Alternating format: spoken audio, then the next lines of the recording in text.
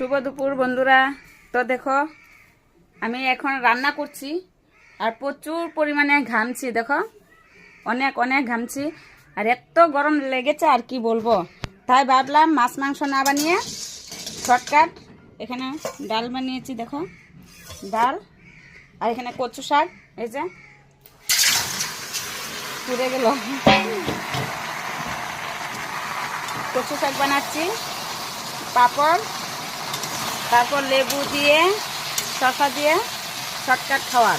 গরমেতে এত কিছু খাওয়ারও ভালো লাগে না, তাই না বন্ধুরা? আমি মাছ মাংসটা একদম ভালো পাই না। দেখো ঘেমে ঘেমে একদম মাথা ঘুরে পড়ে যাবে এখন। কোথায় ঘামছি দেখো, দেখো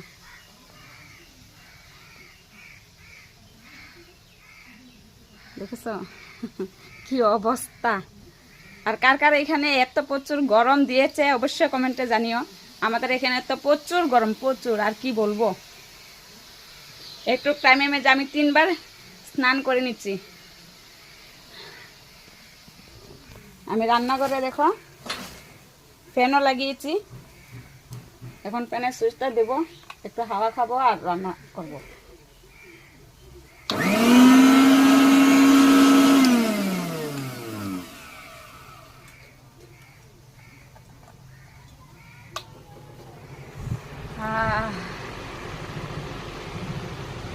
কত আরাম।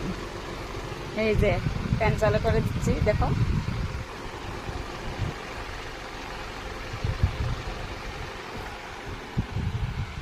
এখন রাখি, টাটা, বাই।